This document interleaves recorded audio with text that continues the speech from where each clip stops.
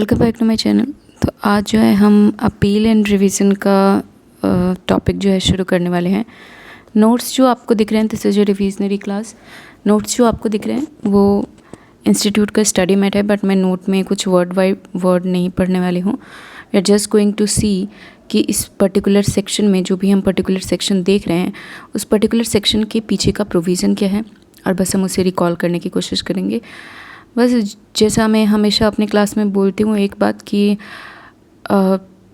Exam pass करने के लिए जो अगर ये रिविजनरी क्लास नहीं होती तो आपको 10 टाइम्स ज़्यादा मेहनत करना पड़ता, बट दैट डजंट मीन कि आपका जो मेहनत है वो रिविजनरी क्लास तक ही ख़त्म हो जाता है। आपका अपना हार्ड वर्क रिविजनरी क्लास के बाद शुरू होता है। सो please do self study as well. तो आज जो मैं अगर आपको टॉपिक पढ़ा रही हूँ, चाहे ये क्लास लो या फिर कोई और क्लास, मेक श्योर कि आप एक दिन के अंदर अंदर जो है जिस दिन आपने क्लास लिया उस दिन पॉसिबल हो तो उस दिन, अदरवाइज़ उसके अगले दिन, इस 2 दिनों में आपका सेल्फ स्टडी प्लस रिवीजन दोनों ख़त्म हो जाना चाहिए to get maximum benefit out of it. So बस अब शुरू करते हैं हम रिवीजन का, अपील एंड रिवीजन का सेक्शन। सबसे पहले यहाँ पे मैं आपको थोड़ा सा ओवरव्यू दे देती हूँ। जब भी असेसमेंट ऑर्डर आता है ना, तो सबसे पहली जो आपकी अपील जाती है वो जाती है कमिश्नर के पास,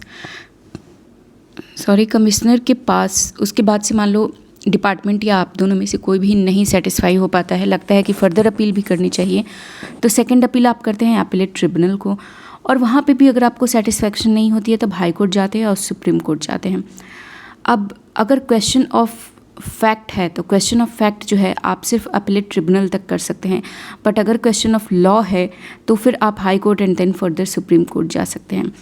अब थोड़ा कन्फ्यूज़न लग रहा होगा कि ये question of fact, question of law क्या है, तो फिलहाल के लिए इसको यहीं पे छोड़ दो, आगे जब हम पढ़ेंगे तो अच्छे से एक्सप्लेन होगा, यहाँ पे कन्फ्यूज़न हो जाएगी। फ़िलहाल के लिए बस इतना समझो कि जब भी हमारे पास असेसमेंट ऑर्डर आता है उसके खिलाफ अगर हम अपील करना चाहते हैं तो सबसे पहली जो मेरी अपील जाएगी वो जाएगी कमिश्नर को। अगर वहाँ पे मैं सेटिस्फाई नहीं हो पाता हूँ then the second appeal will go to appellate tribunal and then high court and then supreme court. तो शुरू करते हैं अपना पहला सेक्शन है 246 से अपील बिफोर कमिश्नर। बट ये सेक्शन में पढ़ाने वाली नहीं हूँ, ये आपको खुद ही देखना है, बिकॉज इस सेक्शन में मेजरली ये लिखा हुआ है कि कौन कौन से, जैसे 144 के अगेंस्ट, 143(3) के अगेंस्ट जो है आप, 147 के अगेंस्ट, इन सारे सेक्शन के अगेंस्ट जो है आप अपील कर सकते हो CIT अपील को। ठीक है, तो इसलिए मैं इसे छोड़ रही हूँ, आप इसे खुद पढ़ लेना। हम यहाँ से पढ़ेंगे section 248 appeal by a person denying liability to deduct tax under section 195। ये सेक्शन जो है हमें सिंपल सी बात बोलता है, सपोज करो कि इंडिया की एक कंपनी है ABC जो कि बाहर की किसी कंपनी को रॉयल्टी दे रही है, XYZ को रॉयल्टी दे रही है। अब रॉयल्टी दे रही है तो आपको इतना पता होगा कि TDS भी डिडक्ट होगा 195 में। 2 लाख रुपए की फ़ीस, ABC ने XYZ से पूछा बताओ भाई तुम्हारी फ़ीस कितनी है, उसने कहा 2 लाख रुपये है। ओके ठीक है, बट अगर वो उस 2 लाख रुपए में से 10% TDS काट ले और 1,80,000 रुपीज़ दे, क्या कभी XYZ इस बात पे एग्री करेगा?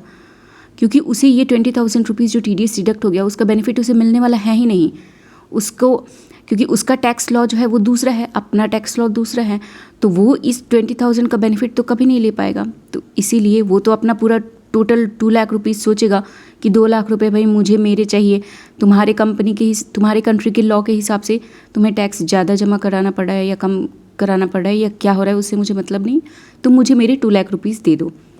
तो देखो, इसीलिए अक्सर ऐसा होता है कि जब ऐसी चीज़ें होती हैं तब जो टैक्स होता है, जो TDS अमाउंट होता है वो भी बॉन्ड करना पड़ता है किसको, जो पेएबल पार्टी होती है, जो पेयर होता है उसी को। मतलब हमारे केस में ABC जो इंडिया की कंपनी थी जो कि XYZ को रॉयल्टी दे रही है या फिर प्रोफेशनल फ़ीस के अगेंस्ट अगर कुछ पैसे दे रही है तो उसे रॉयल्टी भी, उसे TDS भी अपने पैसे से ही जमा कराना पड़ेगा। मतलब 2 लाख रुपीज़ वो रॉयल्टी देगी और 20,000 रुपीज़ उसे TDS जमा कराना पड़ेगा। अब मान लो ABC को बाद में ये रियलाइज़ हुआ कि ये जो TDS डिडक्ट तो नहीं किया, मतलब ये जो मैंने TDS मैंने मेरे जेब से पे किया, बोलेंगे तो TDS डिडक्टेड ही उसे, तो ये जो 20,000 रुपीज़ मैंने मेरी जेब से पे किया वो पे होना नहीं चाहिए था, वो लायबिलिटी उस पर बनती ही नहीं है। रीज़न कुड बी एनीथिंग, बस उसे अगर ऐसा लग रहा है कि ये नहीं बनती है तो सेक्शन सिर्फ इतनी सी बात बोलता है कि आपके पास राइट है कि आप CIT अपील में जाके एक डिक्लेरेशन दे सकते हैं, आप अपील कर सकते हैं कि मेरे इस अमाउंट पे TDS नहीं बनता था, टैक्स नहीं बनता था। This was all about your section 248। बढ़ते हैं आगे 249 की तरफ। 249 जो है ना, ये हमारे टाइम लिमिट से डील करता है, पीरियड ऑफ लिमिटेशन। सेक्शन का नाम ही है, form of appeal and prescribe fees. Prescribe fees जो है ये आप देख लोगे, मैं आपको टाइम लिमिट बता रही हूँ 249 2 एंड 3।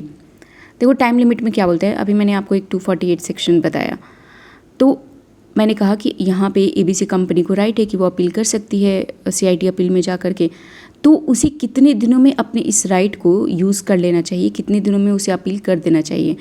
तो 248 का अगर केस आ गया तो बोलते हैं कि 30 days from the date of payment of tax. मतलब कि मान लो कि जिस दिन टैक्स पे किया, मैंने कहा ना 2 लाख रुपीज़ दे दिया, बट उस 2 लाख रुपीज़ पे 20,000 उस 2 लाख रुपीज़ पे 20,000 रुपीज़ जो है उसे TDS भी तो डिपॉजिट कराना पड़ेगा। तो जिस दिन उसने टैक्स ये पे किया, जिस दिन उसने TDS डिपॉजिट कराया, उसके 30 दिन के अंदर जो है उसे अपील फाइल कर देना पड़ेगा CIT अपील को कि मुझे यहाँ पे ऐसा लगता है कि यहाँ पे टैक्स डिडक्ट नहीं होना चाहिए था। पहला पॉइंट ये हो गया, अगर आप देखो यहीं पे लिखा हुआ है। दूसरा पॉइंट हमारा ये बोलता है कि अगर कोई अदर, जो बॉक्स में आपको दिख रहा है वही चीज़ें मैं बता रही हूँ, समरी में बॉक्स में दे दिया है, तो अगर कोई अदर असेसमेंट या पेनल्टी का है और उसके अगेंस्ट आप फर्दर चाहते हैं कि आप अपील करें, तो आप जिस दिन आपको service of notice of demand की जो नोटिस आती है ना, वो जिस दिन सर्व हुई, सर्व मतलब मैंने आपको समझाया था पहले कि सर्व और इशू में डिफरेंस होता है। सर्व मतलब जिस दिन मेरे डोर स्टेप पे आई ना, जिस दिन मेरे हाथ में मिली, वहाँ से 30 दिन काउंट होंगे और उस 30 दिन के अंदर जो है आपको अपील फाइल कर देना है। और लॉजिकली भी है, इशू कब हो गया इससे मुझे क्या पता। अगर डिपार्टमेंट इशू कर भी देता है तो मुझे क्या पता चलेगा कि डिपार्टमेंट ने मेरे ऊपर जो है कोई डिमांड रेज़ किया है, जब तक मेरे हाथ में नहीं आता वो डिमांड की copy. It could be in any form, या तो मुझे ईमेल पे आए या फिर मुझे बाय पोस्ट आया, दैट डजंट मैटर। यहाँ पे सिर्फ बात इतनी सी है कि जिस दिन नोटिस सर्व हुआ, मतलब जिस दिन SSC को नोटिस मिलता है, उस दिन से 30 दिन के अंदर जो है आपको अगर आप अपील करना चाहते हैं तो अपील फाइल कर देना है। एनी अदर केसेस के लिए बोलता है date on which intimation of the order sought to be appeals against is served. अगर कोई अदर ऑर्डर है तो सेम सर्व वाला पॉइंट यहाँ पे भी है। नेक्स्ट पॉइंट जो है एग्जम्पशन की बात बोलता है, ये यहाँ पे ये बोलता है कि कोई भी अपील, आपके पास अपील करने का राइट तो आ गया, बट आपका अपील जो है एडमिट नहीं होगा जब तक कि अगर आपने रिटर्न फाइल किया है तो उस रिटर्न पे जितनी आपको लायबिलिटी बनती है उसको अगर पे नहीं किया है, आपने उस लायबिलिटी को पे नहीं किया है, तो फिर आपका अपील जो है एडमिट नहीं होगा। कमिश्नर ऑफ इनकम टैक्स मतलब CIT अपील के पास ये एक पावर होता है कि वो एग्जम्प्ट कर सकती है SSC को टैक्स पेमेंट करने से। अब बात करते हैं प्रोसीजर इन अपील का, सेक्शन 250। पहला पॉइंट जो है वो हमारा ये बोलता है कि अगर अपील होता है तो कमिश्नर CIT अपील जो है, commissioner of income tax shall fix a date and place for hearing of the appeal and shall give notice to the same to the SSC and to the AO। मतलब कि एक date और एक place बताएगा और वहाँ पे वो बोलेगा, SSC को भी बोलेगा और AO को भी बोलेगा कि आप लोग यहाँ पे आ जाइए। The commissioner has the power to adjourn the hearing of appeal from time to time, और कमिश्नर के पास ये भी पावर होता है। तो सिंपल सी चीज़ है, पहला पॉइंट हमें यही बोलता है प्रोसीजर इन अपील का कि सबसे पहले जो है commissioner of income tax appeal को, CIT अपील को जो है ये डिसाइड करना पड़ेगा कि टाइम क्या होगा और डेट क्या होगा, और डेट और टाइम डिसाइड करने के बाद से उसके पास ये भी पावर होता है कि वो एडजर्न कर दें। कई बार आपने देखा होगा कि आप एक एप्लीकेशन लेके जाते होंगे एडजर्नमेंट का इनकम टैक्स ऑफिसेज में, अगर आपने प्रैक्टिकली मैं बात कर रही हूँ, तो वो CIT अपील के पास, अगर आप CIT अपील के पास कभी गए हैं तो वो यही इसी पावर की वजह से आप उसके पास जाते हैं, क्योंकि उसके पास ये पावर होता है कि वो जो केस चल रहा है उसको जो है एडजर्न कर सकता है। और इसके साथ साथ मान लो डिपार्टमेंट की ही बात है, CIT अपील भी तो डिपार्टमेंट का ही है, स्टिल यहाँ पे कहा गया है कि CIT अपील को अपना डिसीजन देने से पहले असेसिंग ऑफिसर की भी बातों को पूरी तरीके से सुनना पड़ेगा। तो ये था हमारा प्रोसीजर इन अपील का first part. Next important part जो है वो इसमें ये है, the order of commissioner appeal मतलब CIT appeal disposing of the appeal shall be in writing and shall state the point for determination, the decision thereon and reason for the decision. On disposal of the appeal the commissioner appeal must communicate the order pass by him to the SSC as well as to the principal commissioner और chief commissioner और commissioner. देखो simple सी बात है, यहाँ पे ये बोलता है कि जो भी ऑर्डर पास होगा वो राइटिंग में होगा, और इस ऑर्डर में ऐसा आर्बिट्रेरी मैनर में नहीं होगा कि कोई भी पढ़े तो उसको समझ में आ जाए कि अगर आपने एसएससी के फेवर में दिया है या फिर डिपार्टमेंट के फेवर में दिया है, तो आपका बेस क्या था, आपका रीज़न क्या था कि आपने ये केस एसएससी के फेवर में या डिपार्टमेंट के फेवर में लेकर के गए हैं। नेक्स्ट पॉइंट है कि जितने भी सीआईटी अपील के पास एप्लीकेशंस आते हैं ना, उसमें ये लिखा होता है कि जहाँ पे भी पॉसिबल हो सके आपको जो है इस केस को जिस ईयर में अपील फाइल हुई उस फाइनेंशियल ईयर के एंड में चले आओ और वहाँ से जो है आपके पास 1 फाइनेंशियल ईयर का टाइम मिलता है। मतलब अगर 22-23 में अपील फाइल हो रही है तो मार्च 23 में चले आए और मार्च 23 के बाद से 1 year from the end of the financial year, मतलब 23 के बाद से मार्च 24 तक का टाइम आपके पास है कि आप इस अपील को डिस्पोज ऑफ कर दो। नेक्स्ट हमारा पॉइंट है exemption in respect of tax to be paid at the time of filing of appeal. देखो होता क्या है, कहीं कहीं पे ना स्टे ऑफ डिमांड की बात होती है कि आपको टैक्स पे करने से एग्जेम्प्ट किया जाता है। तो मान लो अगर असेसिंग ऑफिसर है, उसके पास आपका असेसमेंट चल रहा है, तो उसके पास ये पावर होता है कि वो आपको stay of demand they they till disposal of appeal. मतलब कि जब तक सीआईटी अपील डिस्पोज नहीं कर देता इस केस को, तब तक एओ के पास ये पावर होता है कि वो stay of demand they they. But अगर किसी रीजन से या फिर एओ को ऐसा लगा कि वो नहीं देगा, तो सीआईटी अपील के पास भी पावर होता है कि वो ग्रांट कर दे स्टे ऑफ डिमांड, लेकिन ये तभी पॉसिबल है जब केस उसके पास पेंडिंग हो। मतलब कि अगर केस कहीं और पे पेंडिंग है तो वो स्टे ऑफ डिमांड नहीं दे सकता, अगर केस उसके पास पेंडिंग है तो फिर वो स्टे ऑफ डिमांड दे सकता है। मतलब अभी सिर्फ क्वेश्चन आंसर चल रहा है असेसिंग ऑफिसर के पास, तो वहाँ पे स्टे ऑफ डिमांड नहीं आ सकता। ऑर्डर के अगेंस्ट जब आप सीआईटी अपील को अपील करेंगे उस टाइम पे स्टे ऑफ डिमांड देने का पावर है सीआईटी अपील के पास। अब उसके बाद से हम आगे आईटीएटी पे जाते हैं। आईटीएटी के पास जो है स्टे ऑफ डिमांड देने का भी पावर है, बट आईटीएटी के लिए एक बात बोली गई है कि मैक्सिमम फॉर 180 डेज़ जो है वो स्टे ऑफ डिमांड दे सकते हैं। लेकिन आईटीएटी में ना एक खास बात ये है कि मान लो आपकी 100 रुपीज़ की लायबिलिटी है, तो आपको 20% अमाउंट जो है डिपॉजिट करना पड़ेगा, 80% के लिए स्टे ऑफ डिमांड आपको मिलता है। और इसके साथ साथ ये भी बोला जाता है कि 180 डेज़ का पावर है अगर आईटीएटी के पास स्टे ऑफ डिमांड के लिए, तो 180 डेज़ में उसको केस को डिस्पोज ऑफ कर देना है। अगर किसी रीजन से केस डिस्पोज ऑफ नहीं हो पाता है और इसमें एसएससी की कोई गलती नहीं है, डिपार्टमेंट ने ही डिले कर दिया, 180 डेज़ में डिस्पोज नहीं किया, तो फिर स्टे ऑफ डिमांड को बढ़ाया जा सकता है, but maximum to the period of 365 days. और उसके बाद से चाहे गलती किसी की भी हो, एसएससी की हो या ये डिपार्टमेंट की हो, 365 डेज़ के बाद से स्टे ऑफ डिमांड नहीं मिलता। आगे बढ़ते हैं। Section 250 procedure in appeal. Procedure में कुछ खास नहीं, प्रोसीजर में आपको सिर्फ यही बताया गया है, पहला पॉइंट जो है कि सीआईटी अपील जो है एक डेट फिक्स करेगा और एक डे फिक्स करेगा और प्लेस फिक्स करेगा, दोनों पार्टीज़ को बताएगा, असेसिंग ऑफिसर को भी और एसएससी को भी कि कहाँ पे मिलना है और कहाँ पे जो है अपील की हम सुनवाई करेंगे। दूसरा पॉइंट बोलता है before passing an order on an appeal may make such further inquiries as you think fit. मतलब कि दूसरा पॉइंट में ये बोला गया है कि सीआईटी अपील को ये पावर है कि वो एओ को बोल सकता है, मान लो हो सकता है कि उसे भी कुछ क्वेश्चंस मन में आए, तो उस क्वेश्चन के लिए वो बोल सकता है एओ को कि आप मेरे ये सवाल हैं, आप इन सवालों के लिए इंक्वायरी करिए। और उसके बाद से दोनों पार्टी को सुनने के बाद से जो है सीआईटी अपील जो है अपना डिसीजन सुनाता है।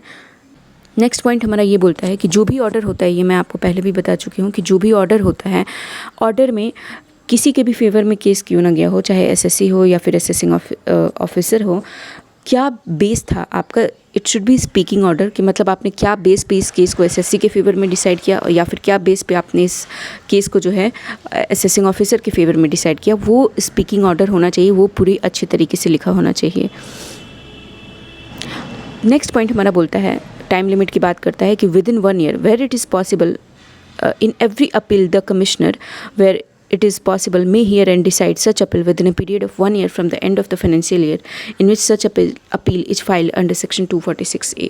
मतलब कि जब अपील फाइल हुआ 246 में हम ये पढ़ते हैं कि कौन कौन से ऑर्डर जो है हम अपील कर सकते हैं सीआईटी अपील को। तो जो भी ऑर्डर हमारे पास ये राइट है कि अपील कर सकते हैं सीआईटी अपील को, जिस ईयर में वो फाइल हुआ उस ईयर के लास्ट में चले आइए और वहाँ से 1 साल तक का टाइम होता है, उस तक जो है उतने टाइम पीरियड तक जो है सीआईटी अपील को ये रिकमेंडेशन होती है कि आप जो है अपील को डिस्पोज ऑफ कर दीजिए। नेक्स्ट पॉइंट हमारा सेक्शन 256 पे बात करता है फेसलेस स्कीम के बारे में कि गवर्नमेंट के पास पावर है, central government, to make a scheme by notification in the official gazette for the purpose of disposal of appeal by commissioner, कि कमिश्नर कैसे डिस्पोज करेगा अपील को फेसलेस स्कीम में, उसके लिए जो है सेंट्रल गवर्नमेंट नोटिफिकेशन निकाल सकती है, so as to impart greater efficiency, transparency and accountability, ताकि जो है, क्योंकि फेसलेस स्कीम होगी तो हमें ये भी तो चाहिए ना कि एफिशिएंसी, ट्रांसपेरेंसी और अकाउंटेबिलिटी मेंटेन हो, तो उसके लिए वो नोटिफिकेशन निकाल सकती है।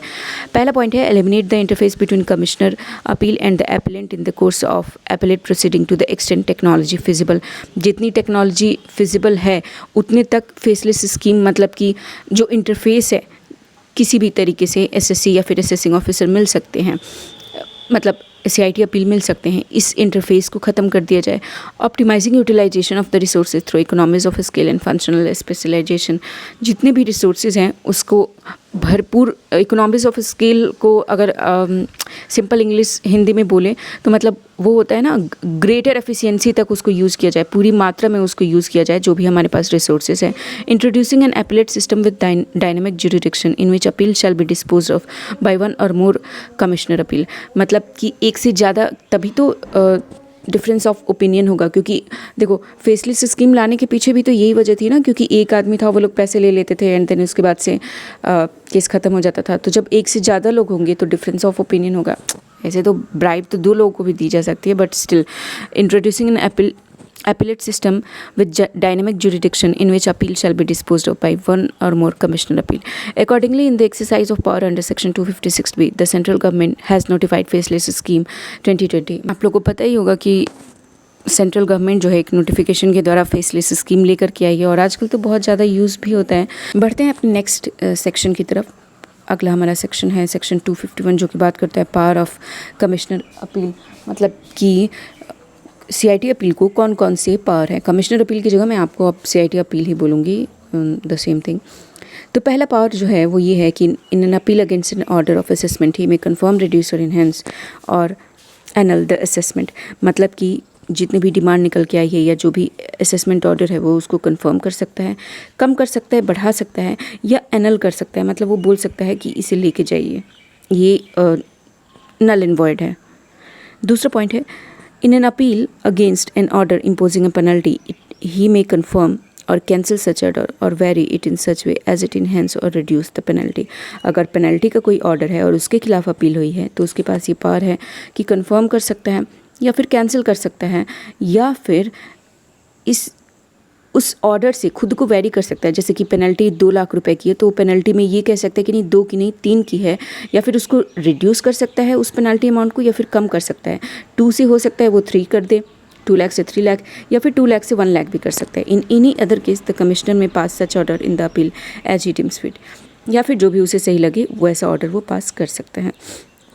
The CIT appeal, however, is not empowered to enhance an assessment or a penalty or to reduce a refund due to assessing without giving the assessee a reasonable opportunity of showing cause against such enhancement or reduction. In disposing of an appeal, the Commissioner may consider and decide any matter arising out of the proceeding in which the order appeal against was passed, even if such matter was not raised before Commissioner appeal by the appellant. मैं बताती हूँ आपको ये क्या कहना चाहते हैं। देखो यहाँ पे सिंपल सी बात बोल रहे हैं कि जब भी सीआईटी अपील अपना जो है डिसीजन सुनाएगा तो अगर कुछ फेवर में नहीं है एसएससी के तो उसे वो अपॉर्चुनिटी ऑफ बीइंग हर्ड देगा, उसके बाद वो अपना डिसीजन सुनाएगा। That is a separate thing. मैं आपको एक अलग सी चीज़ बताने वाले हूँ। अलग सी चीज़ ये है कि एक्चुअली सीआईटी अपील के पास ये पावर होता है ना कि जैसे मान लो कि सबसे पहले प्रोसीडिंग चला होगा असेसिंग ऑफिसर के पास, उसने बोला होगा कि नहीं भाई आप जो बता रहे हो मैं उसे सेटिस्फाई नहीं हूँ, मैं 3 लाख रुपए का डिमांड निकाल रहा हूँ। एसएससी को लगा होगा कि नहीं मेरा नहीं निकलना चाहिए 3 लाख रुपए का डिमांड, हो सकता है उसे लगा हो कि मेरा 0 डिमांड आना चाहिए, या हो सकता है कि उसे लगा हो कि मेरा 1 लाख रुपीज़ का डिमांड आना चाहिए। दोनों ही केसेस में चाहे उसे कम लगे चाहे उसे ना लगे, दोनों ही केसेस में वो कहाँ पर जाएगा, असेसिंग ऑफिसर के पास। उसके बाद नेक्स्ट पहला जो अपील करने का ऑप्शन होता है वो होता है सीआईटी अपील के पास, वो सीआईटी अपील के पास जाएगा। अब यहाँ पे एक चीज़ होती है कि ऐसा बोला जाता है कि सीआईटी अपील के पास असेसिंग ऑफिसर ने एसएससी ने जितने एविडेंस या जितनी बातें एओ के पास बोली हैं उतनी ही बातों को उसे CIT अपील के पास बोलने की इजाज़त है, मतलब कि कोई एडिशनल एविडेंस वो नहीं प्रोड्यूस करेगा कि वो AO के सामने नहीं लेके गया और वो असेसिंग ऑफिस CIT अपील के पास लेके चला गया कि भाई देखो एडिशनल एविडेंस मेरे पास ये है, एडिशनल एविडेंस उसे पेश करना अलाउ नहीं है। जितनी बातें उसने, जो एविडेंस, जो भी डॉक्यूमेंट्स उसने असेसिंग ऑफिसर को दिखाए हैं, वही डॉक्यूमेंट उसे दिखाना पड़ेगा CIT अपील के पास, और तभी जाके जो है केस को उसके बाद से जो है केस को सही केस की रूलिंग आएगी CIT अपील से। बट यहाँ पे एक ये है कि जनरल लॉ तो ये है कि एडिशनल एविडेंस एडमिट करना अलाउ नहीं है, बट एडिशनल एविडेंस एडमिट कर सकता है CIT अपील। कब एडमिट कर सकता है? पहला पॉइंट है कि अगर मान लो कि SSC ने बोला कि मुझे ये इस एडिशन के अगेंस्ट, आपने ये जो 5 लाख रुपीज़ का एडिशन कर दिया है, इसके अगेंस्ट मैं कोई एविडेंस प्रोड्यूस करना चाहता हूँ, मैं कोई डॉक्यूमेंट लेके आना चाहता हूँ, या फिर मैं किसी पर्सन को बुलाना चाहता हूँ कि ये सेल मेरी नहीं है, और असेसिंग ऑफिसर ने, AO ने साफ मना कर दिया कि नहीं मैं एडमिट ही नहीं करूँगा। तो जहाँ पे पहला पॉइंट ये है कि जहाँ पे उसने रिफ्यूज़ कर दिया हो एडमिट करना, तो CIT अपील के पास पावर है कि वो उस एडिशनल एविडेंस को एडमिट कर सकता है। या फिर दूसरा पॉइंट है कि मान लो कि वो प्रोड्यूस करना चाह रहा था, बट कुछ ऐसी वजह हो गई, असेसिंग ऑफिसर को केस डिस्पोज करने से पहले ही कुछ ऐसी वजह हो गई, मान लो कि वो बोल रहा था कि मैं मिस्टर A को बुला करके लाता हूँ, वो कोई पर्सन को प्रोड्यूस करना चाहता था, बट मिस्टर A किसी वजह से उनके घर में कोई प्रॉब्लम हो गई, किसी की तबीयत ख़राब हो गई, and due to this reason mister A नहीं आ पाए, तो CIT अपील के पास वो पावर है कि CIT अपील मिस्टर A की बात को सुन सकता है और डिसाइड कर सकता है कि एडिशन होनी चाहिए या नहीं होनी चाहिए। तीसरा पॉइंट है जो है वो हमारा ये बोलता है कि कुछ ऐसे एविडेंस जो कि प्रोड्यूस करने ज़रूरी थे, पहले वाले में मैंने आपको बताया कि AO ने ही रिफ्यूज़ कर दिया उस एविडेंस को एडमिट करने से, दूसरे वाले में मैंने बताया कि कुछ AO ने बुलाया था कि ठीक है आप मिस्टर A को लेकर के आइए, बट मिस्टर A नहीं आ पाए क्योंकि कुछ ऐसे कंडीशन आ गए मिस्टर A के घर में जिसकी वजह से मिस्टर A नहीं आ पाए। और तीसरा पॉइंट है कि कुछ ऐसे डॉक्यूमेंट जो कि प्रोड्यूस करने ज़रूरी थे, बट SSC जो है वो प्रोड्यूस नहीं कर पाया ड्यू टू सर्टेन रीज़न, कुछ प्रॉब्लम आ गई होगी, तो उस टाइम पे भी उसके लिए भी ये बोला गया है कि CIT अपील जो है वहाँ पे वो एविडेंस को एडमिट कर सकता है। और मोस्ट इम्पॉर्टेंट बात जो मैंने आपको बताया कि अपॉर्चुनिटी ऑफ बीइंग हर्ड पहले देना पड़ेगा। इसके साथ साथ 2-3 चीज़ें और हैं। 2-3 चीज़ों में वो ये है कि मान लो कि एडिशनल एविडेंस एडमिट कर रहा है, कहीं पे एक्सेप्शन में तो उसे 2-3 जगह पावर मिल ही गई है कि आप एडिशनल एविडेंस एडमिट करो। तो अगर वो एडमिट कर रहा है ना, तो जो अपना ऑर्डर देगा उसमें ये भी उसे लिखना होगा कि एडिशनल एविडेंस कौन से एडमिट किए और उसने क्यों एडमिट किए, क्या रीज़न था कि उस एडिशनल एविडेंस को एडमिट किए। और जैसे मैंने आपको कहा कि असेसिंग ऑफिसर को CIT अपील को जो है AO को CIT अपील को SSC को अपॉर्चुनिटी ऑफ बीइंग हर्ड देना पड़ेगा कुछ भी एडिशन करने से पहले।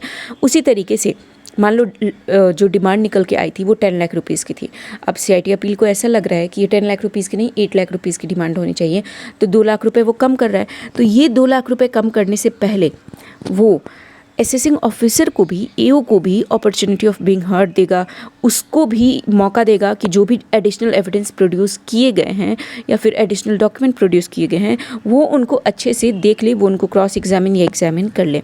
सो ये था आपका पावर ऑफ CIT का सेक्शन। आगे बढ़ते हैं। अगला है हमारा अपील टू अपीलेट ट्रिब्यूनल। मैंने आपको बताया था कि सबसे पहले CIT अपील के पास अपील जाती है, उसके बाद से अपीलेट ट्रिब्यूनल के पास। तो हम CIT अपील की पावर को देख चुके हैं, उसके पास कौन कौन से केसेस जाते हैं वो सब देख चुके हैं। अब हम अपीलेट ट्रिब्यूनल पे आगे बढ़ते हैं। अपीलेट ट्रिब्यूनल में जो है सबसे पहले आपको ये दिया गया है कि मेंबर की क्वालिफिकेशन क्या होनी चाहिए। I don't think this is as much important कि रिविजनरी क्लास में देखा जाए।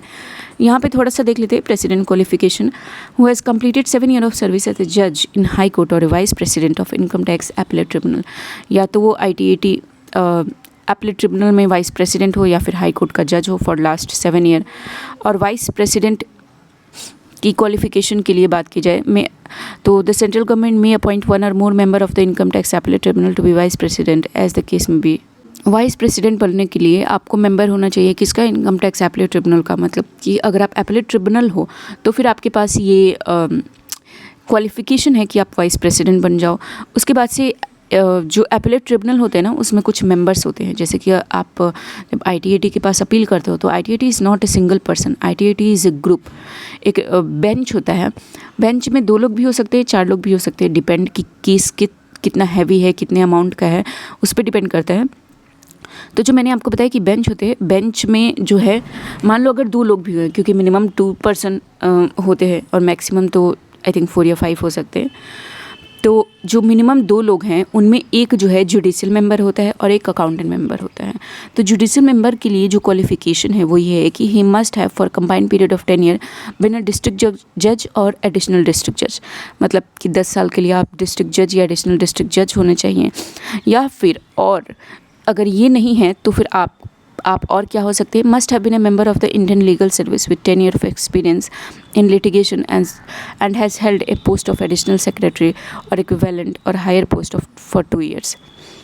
या फिर इसके अलावा आप इंडियन लीगल सर्विस में 10 साल तक काम करने चाहिए, या फिर एडिशनल सेक्रेटरी या फिर उससे ज़्यादा की उससे और हाई पोस्ट एडिशनल सेक्रेटरी या एडिशनल सेक्रेटरी से हाई पोस्ट पर आप 2 साल तक काम करते रहने चाहिए। तीसरा पॉइंट है, या फिर अगर आप ये नहीं हैं तो must have been an advocate for 10 years with substantial experience in litigation under income tax law. या फिर आप एडवोकेट होने चाहिए 10 साल तक और आपको एक्सपीरियंस होना चाहिए इनकम टैक्स लॉ में। अब बात करते हैं अकाउंटेंट मेंबर की। मैंने आपको बताया कि बेंच होता है, बेंच में जुडिशियल मेंबर भी होते हैं और अकाउंटेंट मेंबर भी होते हैं। तो जुडिशियल मेंबर के क्वालिफिकेशन की बात हो गई, अब अकाउंटेंट मेंबर की क्वालिफिकेशन की बात कर लेते हैं। He has been in the practice of accountancy for 25 year as a CA और as a registered accountant under any law formally in force or as part of registered accountant and partly as a chartered accountant। 25 साल तक एक practice में होने चाहिए, कैसे, as a CA और as a registered accountant under any law formally in force. CA से पहले ना एक कोई किसी और नाम से लॉ होता था, मतलब मुझे याद नहीं है वो लॉ का नाम क्या था, बट आपने पढ़ा होगा अपने ऑडिट के बुक्स में कि पहले जो है हम उस लॉ के अंदर मेंबर होते थे, उसके बाद से अब हम ICI के अंदर मेंबर होते हैं। तो अगर आप उस पुराने वाले लॉ के अंदर भी मेंबर है, still you are eligible to be accountant member in ITAT bench. दूसरा पॉइंट है हमारा, must have been a member of the Indian revenue service group A and must have held the post of principal commissioner of income tax or any equivalent और higher post for 2 years. मतलब Indian revenue service के आप member होने चाहिए, या फिर आप जो है प्रिंसिपल कमिश्नर का पोस्ट जो है या प्रिंसिपल कमिश्नर के ऊपर का पोस्ट जो है आप 2 साल तक अगर आप हेल्ड कर रहे हैं तो फिर आप बेंच के मेंबर बन सकते हैं एज एन अकाउंटेंट, मतलब कि आप अकाउंटेंट मेंबर बन सकते हैं। Order appealable before the appellate tribunal section 253। मैंने आपको CIT अपील में भी ये चीज़ें छुड़वा दी थी और मैं यहाँ पे भी छुड़वा रही हूँ।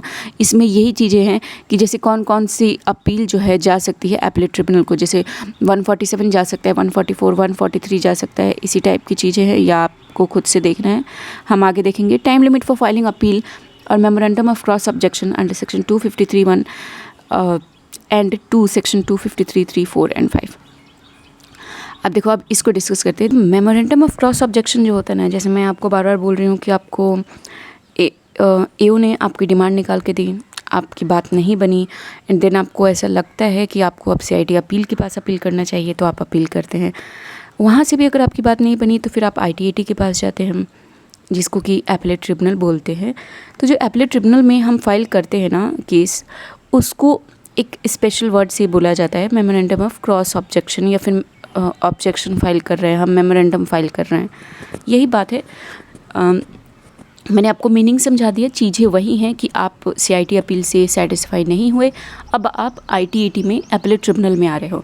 तो देखो, पहला पॉइंट जो है वो हमारा ये बोलता है कि एवरी अपील ITAT के एपेलेट ट्रिब्यूनल के पास जो है 60 days from the date on which the order sought to be appeal against is communicated to the SSC और द प्रिंसिपल कमिश्नर और commissioner as the case may be. मान लो CIT appeal ने अपना जो भी ऑर्डर दिया, लेस किया कम किया उसकी बात नहीं करते हैं, अपना जो भी ऑर्डर दिया वो दोनों पार्टी को कम्युनिकेट किया होगा, असेसिंग ऑफिसर को भी कम्युनिकेट किया होगा और मतलब AO को भी कम्युनिकेट किया होगा और SSC को भी कम्युनिकेट किया होगा। अब दोनों में से किसी को भी लग सकता है कि मुझे फ़र्दर अपील करनी चाहिए, तो दोनों को ही इजाज़त है कि आप दोनों में से कोई भी जो है आगे अपील कर सकते हैं। बट एक चीज़ का ध्यान रखना होगा, जिस टाइम पे जब आपको वो ऑर्डर कम्युनिकेट हुआ उसके 60 days के अंदर अंदर जो है आप इस ITAT में जो है अपील फाइल कर देना। फिर से बता देती हूँ, जब आपके पास ऑर्डर आया, जिस दिन आपके पास कम्युनिकेशन हुई ऑर्डर की, उसके 60 डेज़ के अंदर आपको अपील फाइल कर देनी है ITAT में। और ये 60 डेज़ टाइम लिमिटेशन जो है दोनों के ऊपर एप्लीकेबल है, AO के ऊपर भी और SSC के ऊपर भी। अच्छा, यहाँ पे एक लिखा हुआ है कम्युनिकेटेड टू द SSC और द प्रिंसिपल कमिश्नर और कमिश्नर एज द केस में भी। मैंने आपको बताया कि CIT अपील जो है उसके पास आप कब जाते हैं, जब आप AO से अनसेटिस्फाइड होते हैं, तब आप जाते हैं किसके पास, CIT अपील के पास। बट अगर आप AO से अनसेटिस्फाइड होकर CIT अपील के पास चले गए तो AO के पास ये पावर नहीं होता है कि वो खुद जाके फर्दर अपील कर देने, उसे परमिशन लेनी पड़ती है प्रिंसिपल कमिश्नर या कमिश्नर की।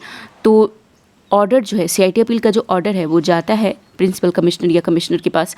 और अगर इन लोगों को ऐसा लगता है कि नहीं फर्दर अपील होनी चाहिए हमारे साथ, मतलब हमें ऐसा लगता है कि फ़र्दर अपील होनी चाहिए, तो फिर वो AO को बोलते हैं कि जाइए फ़र्दर अपील कीजिए। ऐसे प्रोसेस ऐसे काम करता है। तो वो time limit for filing appeal of memorandum of cross objection, देखो जैसे मैंने आपको बताया कि आप अपील करते हैं AO से, आप सेटिस्फाई नहीं होते तो आप अपील करते हैं CIT अपील में, CIT अपील से सेटिस्फाई नहीं होते तो आप कहाँ पे अपील करते हैं, ITAT में अपील करते हैं। तो जो ITAT में हम अपील करते हैं ना, उसी को बोलते हैं मेमोरेंडम फाइल करना या memorandum of cross objection file करना। चीज़ें वही हैं, चीज़ें अपील की हैं, सिर्फ एक नाम इसको दे दिया गया है कि मेमोरेंडम फाइल करना या memorandum of cross objection file करना। ठीक है, तो जो पहला पॉइंट हमारा है वो ये बोलता है, टाइम लिमिट की बात बोलता है कि कितने दिन के अंदर आपको अपील फाइल कर देना है ITAT को। अब मान लो CIT अपील है, CIT अपील ने अपना ऑर्डर जो है पास किया, जितनी भी डिमांड निकाली, किसी के भी फेवर में निकाला, दैट डजेंट मैटर, जो भी डिमांड निकाली वो डिमांड वो क्या करेगा, जो भी रूलिंग हुई वो दोनों पार्टी को वो कम्युनिकेट करेगा, AO को भी कम्युनिकेट करेगा और SSC को भी कम्युनिकेट करेगा। अब दोनों में से किसी को लग सकता है कि हमें फर्दर अपील करनी चाहिए, तो जिसको भी लगे उसके लिए ऐसा बोला गया है कि जिस दिन आपको ये कम्युनिकेशन रिसीव हुई, जिस दिन आपको ऑर्डर रिसीव हुआ, उसके 60 डेज़ के अंदर जो है आप फाइल कर देना अपील ITAT में, within 60 days from the date of communication. ठीक है, अब यहाँ पे ना एक चीज़ और लिखी हुई है, लास्ट लाइन अगर आप देखें फर्स्ट पॉइंट का लास्ट, तो लिखा है प्रिंसिपल कमिश्नर और कमिश्नर एज द केस में भी, SSC और प्रिंसिपल कमिश्नर और कमिश्नर एज द केस में भी। मैंने आपको बोला कि ऑर्डर जो है वो जाएगा AO के पास भी और ऑर्डर जो है वो जाएगा SSC के पास भी। तो AO के पास ना ये राइट नहीं होता है कि कहीं पे अगर उसके फेवर में डिसीजन नहीं आया तो वो फर्दर, ऐसा नहीं वो खुद ही उठता है और हाई कोर्ट सुप्रीम कोर्ट तक अपील फाइल करने चला जाता है, नहीं ऐसा नहीं होता है। उससे डायरेक्शन लेना पड़ता है प्रिंसिपल कमिश्नर या कमिश्नर से कि मैं आगे फर्दर अपील करूं, और अगर उन लोगों को लगता है कि हाँ इस केस में आगे ITAT या फिर हाई कोर्ट सुप्रीम कोर्ट हमें जाना चाहिए, तो ही वो आगे फर्दर जाते हैं। इसलिए यहाँ पे बोला गया है कि SSC को भी जाएगा ऑर्डर और प्रिंसिपल कमिश्नर या कमिश्नर को भी जाएगा। और अगर डिपार्टमेंट के साइड से PC या कमिश्नर जो है ये डिसाइड करते हैं कि फ़र्दर अपील होनी चाहिए, तो वो डायरेक्शन दे देते हैं AO को और आगे फर्दर अपील होती है। दूसरा पॉइंट बोल रहा है कि मान लो एक एग्जांपल लेते हैं कि SSC को ऐसा लगा कि उसे फर्दर अपील करनी चाहिए, SSC के फेवर में CIT अपील का डिसीजन नहीं था, तो SSC ने फर्दर अपील किया, तो SSC क्या करेगा, इसी को ये नाम दिया गया है कि SSC जो है एक मेमोरेंडम फाइल करेगा। अब इस मेमोरेंडम को फाइल करने के बाद से 60 डेज़ के अंदर, कम्युनिकेशन के 60 डेज़ के अंदर वो क्या करेगा, मेमोरेंडम फाइल करेगा। अब मेमोरेंडम फाइल करने के बाद से जिस दिन ये मेमोरेंडम फाइल हुआ उसके 30 दिन के अंदर अंदर डिपार्टमेंट को memorandum of cross objection file करना पड़ेगा। यही टाइम लिमिट की बात हो रही है यहाँ पे। Further on receipt of notice that appeal against order of commissioner has been preferred by the AO or the SSC as the case may be, the party can file memorandum of cross objection within 30 days of receipt of notice against any party in the order of commissioner appeal. The appellate tribunal has to dispose of the memorandum of cross objection as if it were an appeal filed within the given time limit. ऐसा होता है जब भी memorandum file होता है तो appellate tribunal जो है वो दूसरी पार्टी को कम्युनिकेट करती हैं कि आपके अगेंस्ट जो है मेमोरेंडम फाइल हुआ है, और 30 दिन के अंदर जो है उनको memorandum of cross objection file करना है। और अपीलेट ट्रिब्यूनल को ऐसा मानना है कि ये एक अपील ही है और उसे अपील ही मान के इसे डिस्पोज ऑफ करना है। थर्ड पॉइंट है, however the appellate tribunal may admit an appeal और permit filing of memorandum of cross objection even after expiry of prescribe limit. कुछ नहीं, ये 30 और 60 दिन की जो बात हो रही है वहाँ पे यही बोल रहे हैं कि अगर कोई वैलिड रीज़न है, सफिशिएंट कॉज है, कुछ हो गया किसी के घर में या फिर कोई भी चीज़ हो गई, तो वो 30 या 60 दिन को एक्सटेंड भी कर सकते हैं। आगे हमारा फ़ीस के बारे में बात हो रही है। फ़ीस के बारे में मैं वैसे ही आपको बता देती हूँ, इसको हटाओ। फीस के बारे में ये होता है कि अगर जो भी इनकम या लॉस कंप्यूट किया है एओ ने, अगर वो अप टू 1 लाख रुपीज़ है तो 500 रुपये की, लेस देन या इक्वल टू 1 लाख रुपीज़ है तो 500 रुपये की फ़ीस लगेगी। 1 लाख से ज़्यादा है but up to 2 lakh rupees है तो 1500 रुपये की फ़ीस लगेगी। मोर देन 2 लाख रुपीज़ है तो 1% of the assessed income, 1% of the assessed income जो है फ़ीस लगती है, बट 10,000 से ज़्यादा नहीं लगती। मैक्सिमम लिमिट है 10,000 रुपीज़। और देखो यहाँ पे भी देख ही लो। और अगर कोई अदर मैटर की फ़ीस है तो फिर 500 रुपये लगते हैं। स्टे ऑफ डिमांड की फ़ीस जो है वो 500 रुपीज़ लगती है। और यहाँ पे है an appeal file to ITAT by where appeal is filed by the appellate tribunal by an assessing officer on the direction of the commissioner और principal commissioner against order of the commissioner under section 154 और 250। इसको simple में बताती हूँ। अभी मैंने आपको बताया ना कि cross objection, memorandum of cross objection, तो अगर डिपार्टमेंट ने फाइल किया है और एसएससी ने, मान लो डिपार्टमेंट ने मेमोरेंडम फाइल किया, एसएससी ने memorandum of cross objection file कर दिया, तो फिर इस केस में फ़ीस जो है एसएससी की नहीं लगेगी। और क्यों फ़ीस लगाओगे? सिंपल सी बात है, उनको क्यों फ़ीस लगाओगे? ये तो डिपार्टमेंट को लग रहा है कि हमें फर्दर अपील करनी चाहिए, तो हम झूठ मतलब कि वैसे ही क्यों पैसे निकालने लगे एसएससी से। ठीक है, आई थिंक आपको ये समझ में आ गया होगा। आगे बढ़ते हैं। Scheme for appellate tribunal section 253, 8, 9 and 10 देखते हैं अब इसमें क्या बोला गया है। देखो सिंपल सी बात है, मैंने फेसलेस स्कीम की बात जो है, सेम ही चीज़ें रिपीट हो रही हैं तो बहुत ज़्यादा मैं नहीं बोलने वाली हूँ। CIT अपील वाले में भी मैंने फेसलेस स्कीम की बात करी थी। यही बोला गया है कि गवर्नमेंट को जो है पावर है कि वो नोटिफिकेशन निकाल के ऑफिशियल गैजेट में फेसलेस स्कीम ड्राफ्ट कर सकती है, मतलब नोटिफिकेशन निकाल सकती है कि फेसलेस स्कीम से होगा, और ऐसे रूल बनाएगी जिसमें कि ग्रेटर एफिशिएंसी हो, ट्रांसपेरेंसी हो, अकाउंटेबिलिटी हो, जो भी रिसोर्सेज है उसका ऑप्टिमम यूटिलाइजेशन करेगी ताकि इकोनॉमीज ऑफ स्केल तक हम पहुंच पाए, या फिर जितना भी हो सकेगा उतना फेसलेस स्कीम रखने की कोशिश करेगी। यही चीज़ें लिखी हुई हैं। तो ये तो हो गई कि लिखा क्या हुआ है, बट अभी तक ये ITAT वाली फेसलेस स्कीम आई नहीं है। तो यहाँ पे ये लिखा हुआ है कि बोथ हाउस ऑफ पार्लियामेंट के पास जो है ये अगर फेसलेस स्कीम आती है तो जाएगी, पास होंगी तो फिर रूल बनेगा। सिंपल सी चीज़ है, इसको छोड़ो, इतना इंपॉर्टेंट नहीं है। ऑर्डर की बात करते हैं 254 सेक्शन 254 बात करते हैं ऑर्डर अंडर सेक्शन 254 की। यहाँ पे पहला पॉइंट जो है आपको सिर्फ यही बोला गया है कि अपीलेट ट्रिब्यूनल जो है ITAT जो है दोनों ही पार्टीज़ को, मतलब रेवेन्यू डिपार्टमेंट को भी और SSC को भी, दोनों ही पार्टी को अपॉर्चुनिटी ऑफ बिंग हर्ड देगा। सेकंड पॉइंट पे आते रेक्टिफिकेशन की बात हो रही है।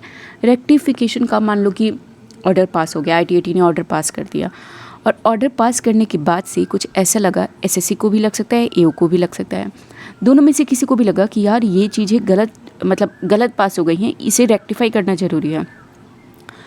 तो ITAT के पास पावर होता है कि वो रेक्टिफाई कर सकता है within 6 month from the end of the month in which order is passed with view to rectify any mistake apparent from record.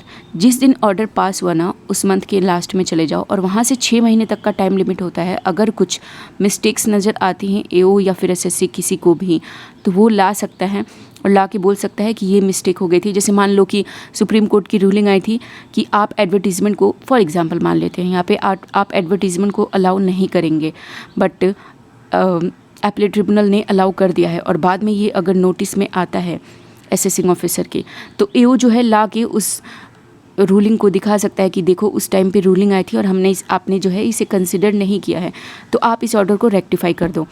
तो 6 मंथ का टाइम लिमिट होता है from the end of the month in which order is passed. अगर उस time limit में लेकर के AO आया है तो फिर ITAT जो है इस ऑर्डर को रेक्टिफाई कर देगा।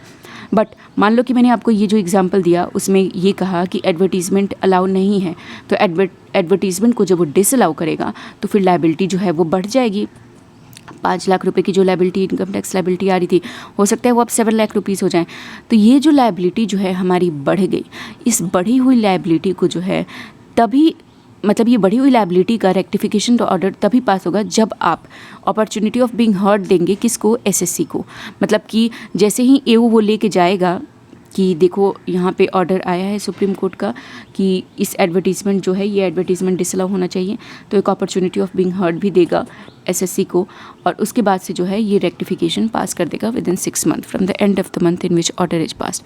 फीस फॉर रेक्टिफिकेशन आपको पहले ही 50 रुपये लगते हैं। अच्छा, an application for rectification filed by the SSC shall be accompanied by a fee of ₹50।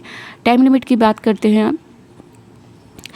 अच्छा, टाइम लिमिट ऑलरेडी मैं डिस्कस कर चुकी हूँ कि जो भी जब मैं आपको स्टे ऑफ डिमांड का पॉइंट बता रही थी कि स्टे ऐसे, अच्छा चलो कोई बात नहीं, फिर से बता देती हूँ आपको ITAT का स्टे ऑफ डिमांड का क्या होता है। स्टे ऑफ डिमांड ये होता है कि ITAT के पास पावर है कि वो स्टे ऑफ डिमांड दे सकती है। ये पूरे टाइम लिमिट में ना यही चीज़ें लिखी हुई हैं। अगर आपको कहीं कहीं पे दिख रहा है 365 days, 180 days, tax interest penalties, तो आपको पहले भी डिस्कस करा चुकी, बट स्टिल एक बार रिपीट कर देती हूँ। स्टे ऑफ डिमांड का पॉइंट ये होता है, टाइम लिमिट का पॉइंट ये होता है कि अगर ITAT के पास केस आता है और अगर उसे स्टे ऑफ डिमांड के लिए रिक्वेस्ट की जाती है, दे सकता है वो स्टे ऑफ डिमांड। कितने दिनों के लिए? 180 डेज़ के लिए स्टे ऑफ डिमांड दे सकता है, बट उसे 180 डेज़ में केस को डिस्पोज ऑफ भी करना पड़ेगा। बट किसी रीज़न से अगर 180 डेज़ में केस डिस्पोज ऑफ नहीं हो पाता और इसमें SSC की कोई गलती नहीं है, तो स्टे ऑफ डिमांड 180 से बढ़ के 180 से बढ़ाया भी जा सकता है, बट मैक्सिमम 365 डेज़ किया जा सकता है, उससे ज़्यादा स्टे ऑफ डिमांड नहीं किया जा सकता। और इस 365 डेज़ में ITAT को जो है अपना केस डिस्पोज ऑफ करना ही पड़ेगा।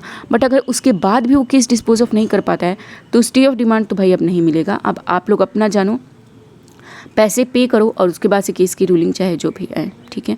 Cost of appeal, cost of any appeal to the appellate tribunal shall be at the description of that tribunal. Final authority on facts. अच्छा, जब मैं आपको शुरू का एक टेबल बता रही थी कि सबसे पहला जो आपके पास ऑप्शन होता है वो होता है CIT अपील, देन आपके पास होता है एपीलेट ट्रिब्यूनल, देन आप हाई कोर्ट जाते हैं, तब आप सुप्रीम कोर्ट जाते हैं। उस टाइम पे मैंने आपको एक चीज़ बताया था कि देखो एपीलेट ट्रिब्यूनल जो होता है वो on A question of fact ये फाइनल अथॉरिटी होती है। मतलब कि अगर आपका क्वेश्चन ऑफ लॉ है, जैसे कि कोई लाइन अगर लिखी हुई है कि किसी लाइन को अगर इनकम टैक्स में लिखी किसी लाइन को इंटरप्रेट करना है और इस बात पे है कि इसमें ये चीज़ें इंक्लूड होंगी या नहीं होंगी, तो ये हो गया हमारा क्वेश्चन ऑफ लॉ। जैसे मैंने आपको कहा कि ऑन ए क्वेश्चन, चलो यहाँ से कुछ एग्जांपल लेते हैं। 365 डेज़, जैसे यहाँ पे लिखा हुआ है कि 365 डेज़ तक मैक्सिमम आपके पास टाइम पीरियड होता है। 365 डेज़ आप स्टे ग्रांट कर सकते हैं, बट आपको इन 365 दिनों में क्या करना पड़ेगा? अपने अपील को डिस्पोज ऑफ करना पड़ेगा। तो मान लो अगर मेरा क्वेश्चन, मैं SSC हूँ और AO और SSC की लड़ाई अगर इस बात पे है कि ये 365 डेज़ में ये पर्टिकुलर डे कंसीडर होगा या नहीं होगा, ये 365 डेज़ में जिस दिन हमारे पास नोटिस आया उस डे को एक्सक्लूड किया जाएगा या फिर इंक्लूड किया जाएगा, तो ये जो हो गया वो क्वेश्चन ऑफ लॉ हो गया। तो क्वेश्चन ऑफ लॉ, जो भी लॉ में लिखी हुई बातें हैं, अगर उस पर आपका केस चल रहा है तो फिर आप हाई कोर्ट सुप्रीम कोर्ट जा सकते हैं। बट अगर कोई क्वेश्चन ऑफ फैक्ट है तो उस पर ITAT जो है वो आपकी फाइनल अथॉरिटी होती है, आप उसके ऊपर क्वेश्चन ऑफ फैक्ट में नहीं जा सकते हैं। ये चीज़ें यहाँ पे लिखी हुई हैं। बेंच के बारे में चलो बेंच के बारे में भी बता देती हूँ। एक बार हल्का सा ओवरव्यू आपको दिया था कि ITAT जो है कोई एक सिंगल पर्सन नहीं होता है। ऐसा मत समझना कि ITAT में जब केस जाता है तो वो कोई एक जज बैठा हुआ है जो कि रूलिंग दे रहा है, नहीं। ITAT की बेंच होती है, बेंच में 2 लोग मिनिमम जो है, कम से कम 2 लोग होते ही हैं, जिसके लिए मैंने आपको ऊपर पढ़ाया था कि अकाउंटेंट मेंबर होते हैं और जुडिशियल मेंबर होते हैं। तो बेंच के बारे में भी देख लेते हैं। पर 255(1) provide that the power and function of the appellate tribunal may be exercised and discharged by the bench constituted by the president of the appellate tribunal among member thereof। ठीक है कि मतलब appellate tribunal प्रेसिडेंट जो है appellate tribunal की वो bench constitute करते हैं और वो केस जो है डिस्पोज ऑफ करती है। Bench should normally consist of 1 judicial member and 1 accountant member. आपको बता चुकी हूँ। 253 provides for constitution of a single member bench and A special bench. जबकि मैंने आपको कहा कि बेंच जो है 2 लोगों का तो कम से कम होना ही चाहिए, बट एक एक्सेप्शन है कि एक सिंगल मेंबर बेंच या स्पेशल बेंच भी हो सकता है अगर जो है 50 लाख तक की ही डिमांड है। पढ़ लेते हैं। चौथा पॉइंट आपका वही बोल रहा है।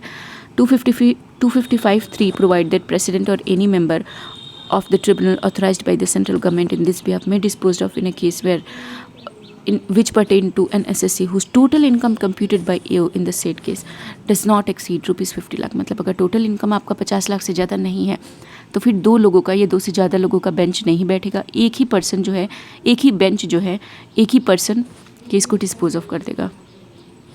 The president may for the disposal of any particular case constitute a special bench consisting 3 or more member one of whom must necessarily be a judicial member and one accountant member. किसी special case को dispose of करने के लिए 2 से ज़्यादा 3 member का भी bench हो सकता है, पर ध्यान रखना होगा कि एटलीस्ट एक अकाउंटेंट मेंबर और एक जुडिशियल मेंबर तो होना ही चाहिए, एडिशनल वाला एक कोई भी हो सकता है। वेयर मेंबर्स डिफ़र में ये बात होती है कि अगर मान लो 3 लोगों का बेंच है और 2 लोगों ने कहा कि एक ने कुछ और कहा, एक ने कुछ और कहा और एक ने कुछ और कहा, तो जो मान लो अगर अच्छा चलो पहले 2 लोगों के बेंच पे डिस्कस करते हैं। अगर 3 लोगों का बेंच है तो मेजॉरिटी के ऊपर डिसाइड हो जाएगा। ऑड नंबर होता है तब तो मेजॉरिटी हमें आसानी से मिल जाती है, बट अगर इवन नंबर है, मतलब 2 लोगों का बेंच है, तो मान लो कोई हाँ बोल रहा होगा, कोई ना बोल रहा होगा, फिर कैसे डिसाइड होगा? फिर जो प्रेसिडेंट जो है उस केस को एक दूसरे मेंबर को, अभी ये जो 2 मेंबर थे उन लोगों का तो हमें पता चल गया कि 50% लोग हाँ 50% लोग ना बोल रहे हैं, एक हाँ एक ना बोल रहा है। अब प्रेसिडेंट जो है इस केस को दूसरे बेंच को ट्रांसफ़र करेंगे। दूसरा बेंच जो है वो फैक्ट्स देखेगा और उसके बाद से जो है अपना येस और नो आंसर देगा कि एडिशन होना चाहिए नहीं होना चाहिए। अब मान लो कि जो पहला जो मेंबर था जिसमें 50-50 मैंने बोला, वहाँ पे 2 ही लोग थे। दूसरा जो बेंच जहाँ पे ट्रांसफ़र हुआ वहाँ पे 3 लोग थे, तो 3 + 2 टोटल 5 लोगों ने इस केस को सुना। जो एडिशनल 3 मेंबर को जो केस ट्रांसफ़र होता है ना, वहाँ पे केस फिर से सुनवाई नहीं होती है, वहाँ पे सिर्फ फैक्ट्स वगैरह देखे जाते हैं। तो टोटल 5 लोगों ने केस को सुना। अब इन 5 लोगों ने जो केस को सुना, इन 5 लोगों में से अब मेजॉरिटी डिसाइड होगी कि इन 5 लोगों में से मेजॉरिटी क्या कह रही है, whether they are saying yes or they are saying no. ठीक है, और उसके बेसिस पे जो है ऑर्डर पास होता है। नेक्स्ट पॉइंट है हमारा regulating power. The appellate tribunal is empowered to regulate its own procedure and the procedure of its benches in all matter arising out of the exercise of its power and discharge its function. Next हमारा regulating power कुछ भी नहीं है, ये है कि ITAT के पास पावर होता है कि वो अपने केस को रेगुलेट कर सके। Not so important. Last point है हमारा scheme for disposing of appeal. नहीं पढ़ाऊंगी इसे, सेम ही चीज़ें लिखी हुई हैं कि फेसलेस स्कीम जो है गवर्नमेंट के पास अथॉरिटी है कि नोटिफिकेशन ऑफिशियल गैजेट में नोटिफिकेशन ला के वो फेसलेस स्कीम कर सकती है, बना सकती है, और दोनों हाउस ऑफ पार्लियामेंट को लोअर एंड अपर वहाँ पे पेश करना होगा, पास कर देगी तो लॉ बन जाएगा। अब हमारे पास नेक्स्ट आता है appeal to high court and supreme court, जो कि हम अगली क्लास में देखेंगे। आई होप कि आपको ये क्लास समझ में आ गई होगी। Thank you so much for watching, see you in the next video.